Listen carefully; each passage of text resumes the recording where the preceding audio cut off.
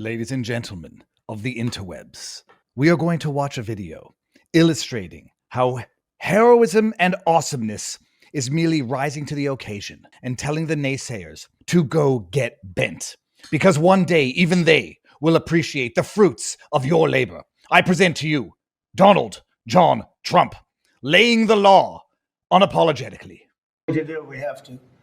And after we do this, we'll go to another location and we'll make it safe also. We're going to make our country very safe. We're going to make our cities very, very safe. Chicago's a mess. You have an incompetent mayor, grossly incompetent. And we'll straighten that one out probably next. That'll be our next one after this. And it won't even be tough. And the people in Chicago, Mr. Vice President, are screaming for us to come. They're wearing red hats, just like this one, but they're wearing red hats. African-American ladies, beautiful ladies, are saying, please, President Trump, come to Chicago. Please. I did great with the black vote, as you know, and they want something to happen. So I think Chicago will be our next, and then we'll help with New York, and we're going to help with, and I think a lot of these people that you see on television, they're including the people in this audience. They'll say bad things about me, and then they'll say, "Thank God he's here," because half of them got mugged. I'd love to see the rest of that in context. I just want to get to the part here in the middle here. And the people in Chicago, Mr. Vice President, are screaming for us to come. They're wearing red hats. For those who can't see what the hat says Trump was right about everything. It's like this one, but they're wearing red hats. African-American ladies, beautiful ladies. The beautiful African-American ladies, they all want me to come to Chicago. They're saying, please, President Trump, come to Chicago. Please. It's classic, people. It's incredible. Did you know that Washington, D.C. has gone through a murder drought? I don't even know the right way to say this. It's like X amount of days since the last accident on the workplace, except it's been this many days since the last murder in Washington, D.C. Apparently, it's very rare to go a day in D.C. without there being a murder. You know how many days they've gone now in D.C. after the crackdown that the liberals piss and moan about, throw sandwiches at the cop. Oh, this is not how we want to live, Mr. Trump. No, we like to live with daily murder. Do you know what the record now is in D.C., what they're going on for days without murder? It's 8 days now. It's 8 days without a murder. I should say a homicide, because maybe it doesn't go down as murder at the end of the day. This is from Fox 45. Oh my goodness, they got to change it to Fox 47. Bada bing, bada boom. News. National Guard's presence slashes DC crime rates with 7 days homicide free. I mean, I'm making a joke. That's kind of amazing. It's kind of outrageous what a little police presence can do.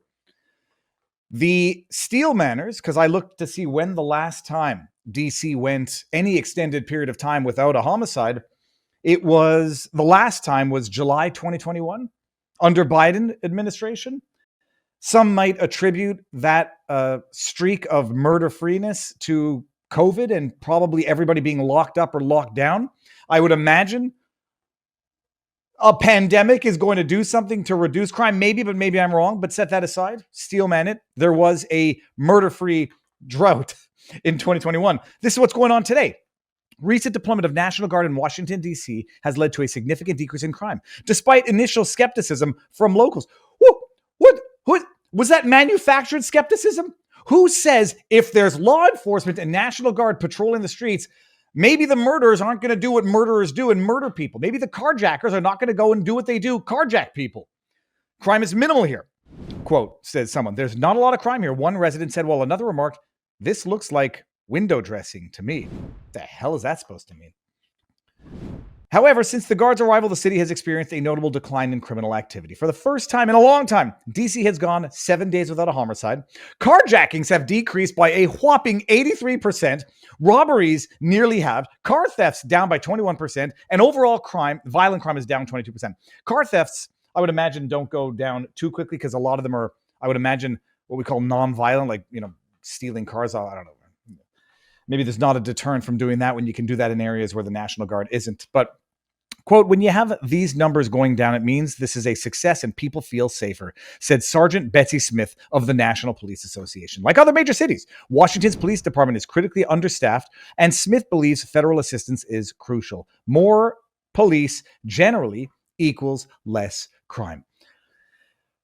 President Trump recently considered deploying the National Guard to Baltimore, but has not yet made a decision. Well, I think we know where he's going with this. Once you see results, there's nobody in their right mind, except for the ivory tower sitting, bleeding heart, not in my backyard liberals sitting in their fenced-in gated communities with their armed guards saying, no, we really don't like living among police. Who wants to see police on the street when they walk through? Everyone who's been a victim of crime.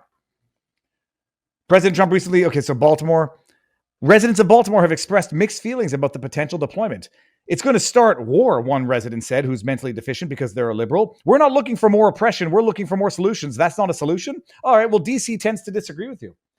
Quote, the criminals were reported as saying, we don't want this at all. It's bad for business. I'm being glib here. Last paragraph. Sergeant Smith emphasized that Baltimore has been under federal oversight since 2018 as part of a consent decree. Baltimore, I have a couple of friends who live in Baltimore. It's bad.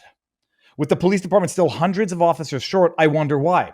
Defund the police, demonize the police. Oh, why are we understaffed?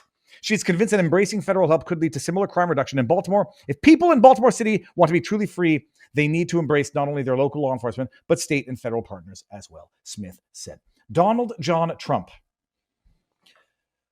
Not perfect. No mortal is perfect. And we will criticize and offer constructive criticism to Donald John Trump when we believe he's making a mistake or, a rollout of a certain disclosure of certain allegedly declassified documents is not going smoothly, we'll criticize. But gosh darn, as I said on Twitter, are we not going to put on blast the massive success of the man who is the best president of my lifetime? Although I wasn't conscious during Reagan, and I can only understand Reagan now based on what people say today. Had I lived through Reagan, maybe I'd say Reagan was better than Trump. I don't know. Do people say that? Trump is the best president of my lifetime, and he's top 3 of these United States of America. The history of presidents in this country. And it's amazing.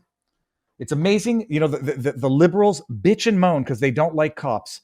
This is what happens when you have cops on the street. There is a tangible reduction in crime.